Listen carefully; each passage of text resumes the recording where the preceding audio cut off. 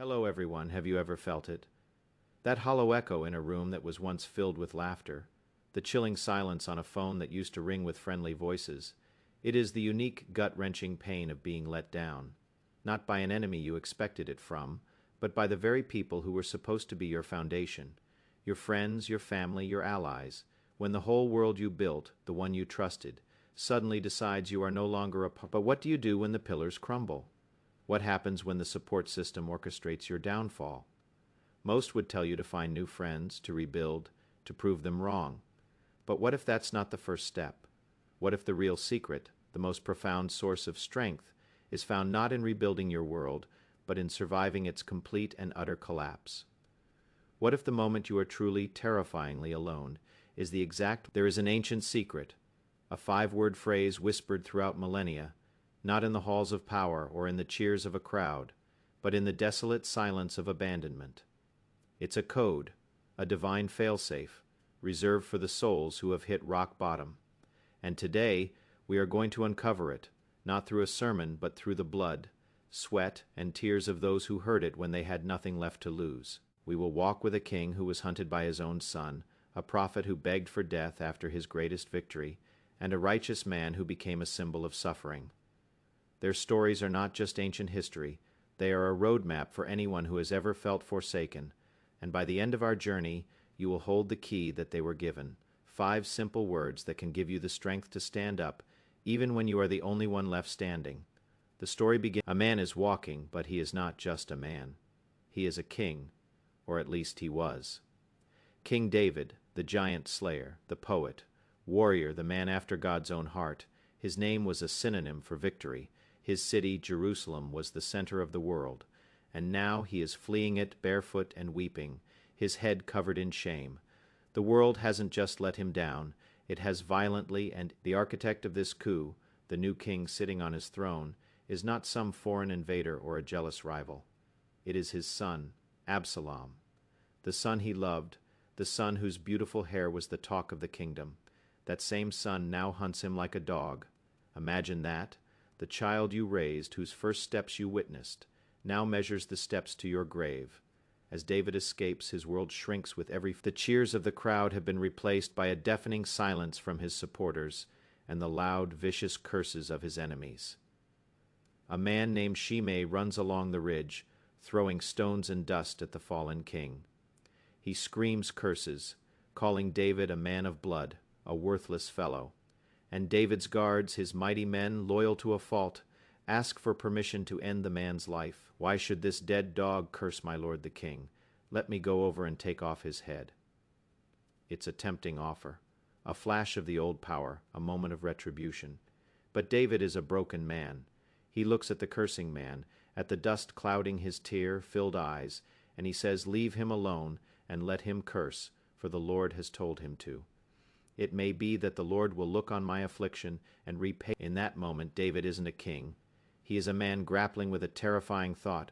What if God himself has abandoned me? What if this betrayal, this humiliation, is my divine punishment? This is a deeper loneliness than just losing a throne. It's the fear that you are spiritually untethered, floating in a cosmic void with no one to hear your cries. Every memory becomes a potential source of torment. He remembers the anointing oil from the prophet Samuel, a promise that he would be king. He remembers the victory over Goliath, the feeling of divine favor flowing through him. Where was that God now? Was that promise a lie? Was that favor a temporary loan, now cruelly revoked? As he walks, a word, a fragment of a memory, flickers in his mind. It's not a full sentence, just 2 syllables, a whisper from a long-forgotten sermon or a psalm he once composed in a moment of peace. The whisper says, "Fear not, fear not." How could he not fear? Fear was the only rational response. Fear of his son's army, fear of the spies that could be lurking in any village, fear of the night, when assassins could creep into his camp, fear, a cruel joke from a silent heaven. He tries to push them away, to focus on the practicalities of survival, finding water, setting up a watch, planning their next move. But the words persist, an insistent, quiet hum beneath the roar of his anxiety. Fear not. It was not a comfort, not yet. It was a riddle, a challenge, Was it a command from the God who had seemingly abandoned him, or was it David didn't know? All he knew was the dust on his feet, the ache in his heart, and the two haunting words that offered no explanation, only a stark, impossible instruction. He was standing at the precipice of utter despair, where faith looks indistinguishable from madness. He had to choose, either succumb to the overwhelming evidence that he was finished, or cling to a two-word whisper that made no logical sense. It's not a sudden surge of confidence. It's the terrifying, almost irrational decision to listen to a different voice, a quieter voice, one that is nearly drowned out by the jeers of your accusers and the loud pronouncements of your own fear. David's journey into the wilderness was just beginning, and that whisper was the only provision he had. It wasn't much, but it was something, and in the dark night of the soul, sometimes the path of the forsaken is a lonely one, and it leads not just through valleys of political betrayal, but through desolate landscapes of the soul. Let us now travel forward in time to a different wilderness, a different man, but the same crushing weight of abandonment. His name is Elijah, and unlike David, he is not running from a defeat. He is running from the greatest victory of his life. Picture the scene, Mount Carmel. It's a spiritual showdown for the soul of a nation. Elijah is bold, defiant, even sarcastic. He mocks the false prophets as they cry out to their silent God. Then it is his turn. He soaks his altar in water, not once, not twice, but 3 times, until the trenches overflow. He makes the miracle as impossible as he can, and then he prays a simple, quiet prayer, and fire falls, not a spark, but a torrent of divine flame that consumes the sacrifice, the wood, the stones, the dust, and even the water in the trench. The people fall on their faces crying, "The Lord, He is God." It is a total, undeniable victory. Elijah has done his job perfectly. He has turned the heart of the nation back to God. He should be triumphant, celebrated, vindicated, but the news reaches the capital, and Queen Jezebel, the true power behind the throne and the patron of the defeated prophets, is not converted. She is enraged. She sends a single messenger to Elijah with a chillingly simple threat: "So may the gods do to me, and more also, if I do not make your life as the life of one of them by this time tomorrow." One threat after a world-changing miracle, one woman's murderous rage, and the man who stood down 450 prophets, the man who called fire from the sky, does the unthinkable. He runs. He runs for his life, deep into the wilderness, into the unforgiving desert. This is a different kind of abandonment. David was betrayed by others. Elijah feels betrayed by the outcome, by the logic of the universe itself. He had done everything right. He had been faithful, courageous, and obedient. His great victory felt meaningless, a spectacular firework that lit up the sky for a moment before plunging everything back into a deeper darkness. What was the point of it all if evil, embodied by Jezebel, still held the power of life and death? He travels a day's journey into the desert, and collapses under a solitary broom tree. And there, the great prophet, the man of fire, utters the most desperate, "It is enough now, O Lord. Take away my life, for I am no better than my father's." This is the cry of catastrophic burnout. It's the voice of every person who has given their all, in their job, in their family, in their cause, only to find themselves exhausted, empty, and feeling like it made no difference. It's the profound loneliness of feeling like your greatest efforts were ultimately pointless. The world hasn't just let him down. An angel touches him, and a voice says, "Arise and eat." He finds a cake baked on hot stones and a jar of water. He eats, drinks, and lies down again. The angel comes a second time. "Arise and eat, for the journey is too great for you." This is not a voice of condemnation. There is no scolding for his lack of faith. It is a voice of quiet, practical care. It's a reminder that even sustained by this divine meal, Elijah travels for 40 days and 40 nights, fueled by a supernatural strength, until he reaches Horeb, the mountain of God.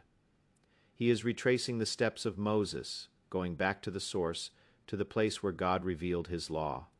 He finds a cave and lodges there. He is hiding, not just from Jezebel, but from his own calling, from a God he no longer understands. And in the darkness of that cave, the word of the Lord comes to him, with a piercing question, "What are you doing here, Elijah?" Elijah unloads his heart, his bitterness, his disillusionment. I have been very jealous for the Lord, the God of hosts.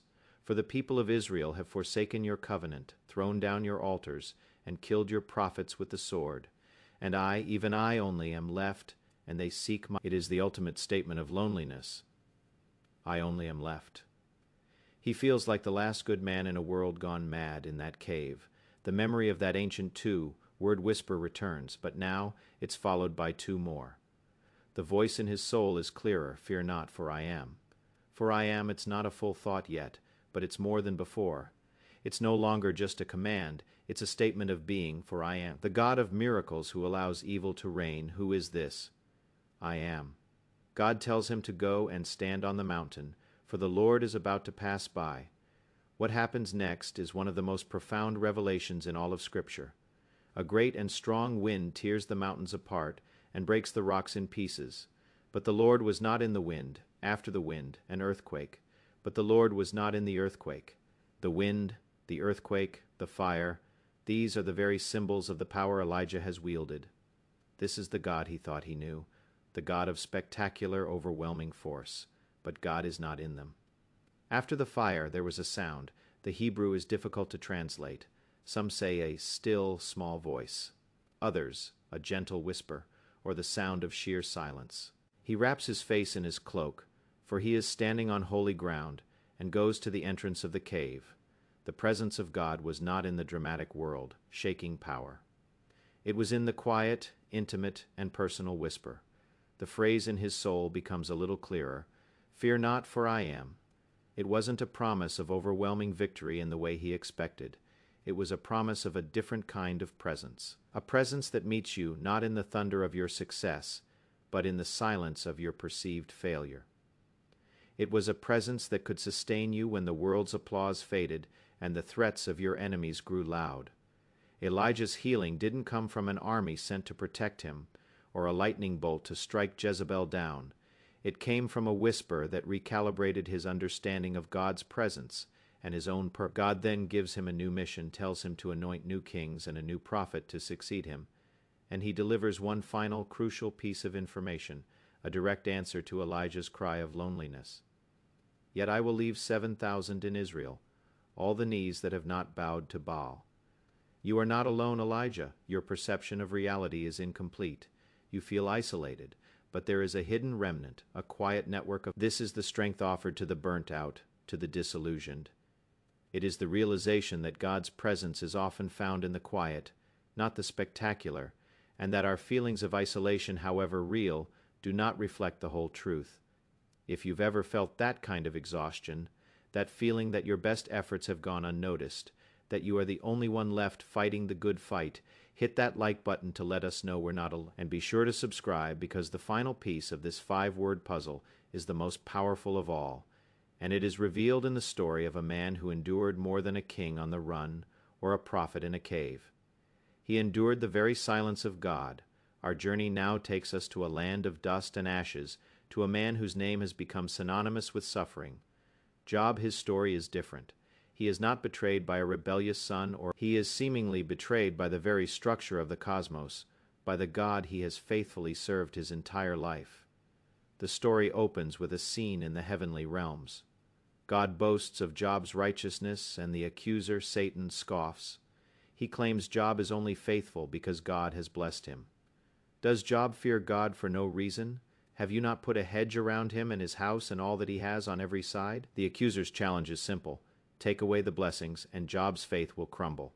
Stretch out your hand and touch all that he has, and he will curse you to your face. And so the test is permitted. In a single horrific day, Job loses everything. His oxen, his donkeys, his sheep, his camels, his servants, and most devastatingly, all 10 of his children are wiped out in a series of catastrophic events. Elijah lost his nerve. Job loses his entire world, and yet his response is staggering. He tears his robe, shaves his head, falls to the ground, and worships. Naked I came from my mother's womb, and naked shall I return. The Lord gave, and the Lord has taken away. Blessed be the name of the Lord. The accuser is not finished. He argues that Job only maintains his integrity because his own... But stretch out your hand and touch his bone and his flesh, and he will curse you to your face. And so the test is escalated. Job is afflicted with agonizing sores from the sole of his foot to the crown of his head. He sits among the ashes, scraping his raw flesh with a piece of broken pottery. His wife, his last remaining family member, becomes his tempter. Do you still hold fast your integrity, curse God and die? Shall we receive good from God, and shall we not receive evil? In all this, the Bible tells us, Job did not sin with his lips, but it is here in the ashes that the true abandonment begins. 3 of his friends, Eliphaz, Bildad, and Zophar, hear of his plight and come to comfort him. For 7 days and 7 nights they sit with him in silence, for they see that his suffering is very great. This initial act because when they finally open their mouths, they do not offer comfort, they offer answers. They represent the world's wisdom, the conventional, tidy theology that says the universe is a predictable, moral machine. If you are suffering, you must have sinned. They let him down in the most profound way possible. They refuse to sit with him in the mystery of his pain, and instead try to solve it, and in doing so they become his accusers. Bildad argues that his children must have sinned to deserve their fate. Zophar insists that Job's punishment is actually less than his iniquity deserves. With friends like these, who needs enemies? Job's struggle is no longer just with his physical pain. It is a desperate fight for his own integrity against the crushing weight of their certainty. He knows he has not done anything to deserve this. And so he does something incredibly brave and terrifying. He calls God to the... He rails against the injustice. He questions the fairness of the Almighty. He demands an audience. I desire to argue my case with God, he cries. His pain is now twofold, the physical agony and the torment of God's silence. David heard a whisper. Elijah was fed by an angel. Job hears nothing. The heavens are brass. The universe is a cold, empty courtroom. This is the ultimate form of being let down. It is not just your family or your society. It is the feeling of being abandoned by reality itself, by the very author of existence. For chapter after agonizing chapter, Job and his friends debate. They spin their philosophies, but all their words are just wind, offering no relief. The ancient phrase is trying to form in Job's soul, but it's fragmented, broken by the whisper is incomplete because the presence it speaks of is nowhere to be found. And then, after 37 chapters of human argument and divine silence, God finally speaks. But he does not speak from a still, small voice. He answers Job from a whirlwind, a terrifying vortex of cosmic power, and the answer he gives is not the one anyone expected. He does not explain why Job suffered. He does not apologize. He does not give Job the neat, tidy reason his friends demanded. Instead, he unleashes a torrent of questions, a breathtaking, poetic tour of the cosmos that puts Job in his place. Where were you when I laid the foundation of the earth? Tell me, if you have understanding, who determined its measurements. Surely you know, or who stretched the line upon it. He speaks of the dawn, the sea, the storehouses of... He asks Job if he can command the stars, if he can hunt prey for the lion, or if he understands the life of the mountain goat. It is a stunning, overwhelming display of sovereignty, wisdom, and creative power that is so far beyond human comprehension that it silences all of Job's complaints. Job's response is one of complete surrender. I have uttered what I did not understand, things too wonderful for me which I did not know. I had heard of you by the hearing of the ear, but now my eye sees you, therefore I despise myself, and repent in dust and ashes. In that moment of seeing God for who he truly is, not as a cosmic vending machine who is supposed to dispense blessings for good behavior, but as the untamable sovereign creator of the universe. And in that presence, the 5-word phrase finally becomes whole.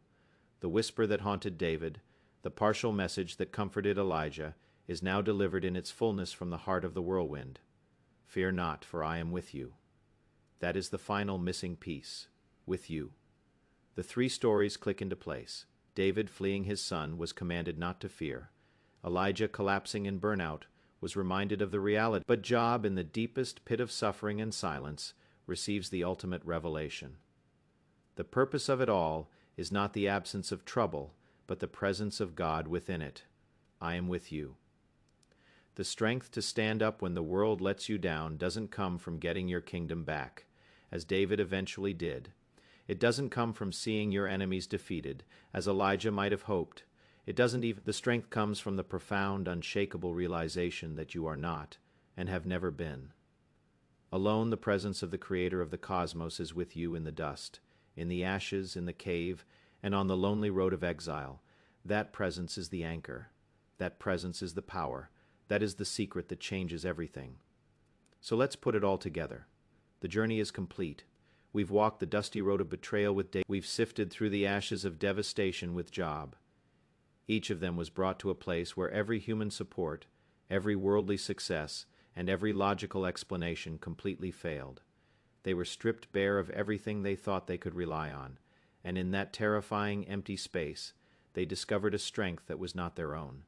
They discovered the power of 5 simple words, a divine promise from the prophet Isaiah. Let's break down why this phrase is so incredibly powerful, and how it can become a source of strength in our own lives when we feel the world has let us down. First, the command, fear not. This is not a gentle suggestion. It's a direct order from the commander of the heavenly armies. It is not a dismissal of your feelings. God knows the situation is terrifying. The betrayal is real, the pain is immense, the command is not. It's a declaration that fear, no matter how powerful it feels, does not have the final authority over your life. When the world pushes you down, fear tells you to stay down, to protect yourself from more hurt. This command is the first hand reaching down to help you up, challenging you to defy the emotion that wants to paralyze you. It is a call to courage, not because the danger isn't real, but because something else is more real. And that leads to it echoes God's self-revelation to Moses at the burning bush. I am who I am. It's a statement of absolute unchanging being. Your world may have fallen apart. The people you trusted may have changed. Your circumstances are in flux. Your own feelings are a whirlwind of confusion and pain. But in the middle of all that instability is a fixed point. I am. While everything else can be defined by what it was, or He is the eternal present. Tying your hope to this reality means your foundation is no longer built on the shifting sands of human opinion, your career, your health, or your relationships, all of which can and will let you down. Your foundation becomes the very nature of God Himself, the one thing in all of existence that cannot be shaken. Finally, the most intimate and transformative part of the promise, with you. This is what ties it, but with you makes it radically personal. It is the promise of divine companionship. It reframes the experience of loneliness. When the world lets you down, you feel a void, an absence. This promise says that the void is not empty. It is a space cleared for a different, more profound kind of presence. It's the whisper that Elijah heard, the presence that Job finally saw. The promise is not, I will remove the problem. It's not, I will explain why this happened. The promise is presence. I will be with you in it. The strength to stand up, then, is not about mustering your own willpower. It is about drawing on the reality of this presence. It is the quiet confidence that comes from knowing that the Creator of the stars is sitting with you in the ashes. He is walking with you on the road of exile. He is whispering to you in the cave of your despair. The friend who ghosts you without explanation, the social media pile on that attacks your character, the boss who takes credit for your work, the family member who sides against you in a dispute. These are the modern equivalents of what David, Elijah, and Job experienced. Our instinct is to rage, to despair, to try and win back the world's approval. But these 5 words offer a different path. Instead of looking outward for validation from the same people who hurt us, we are invited to look inward and upward to find our footing in a different reality. Standing up again is no longer about proving your worth to the world that rejected you.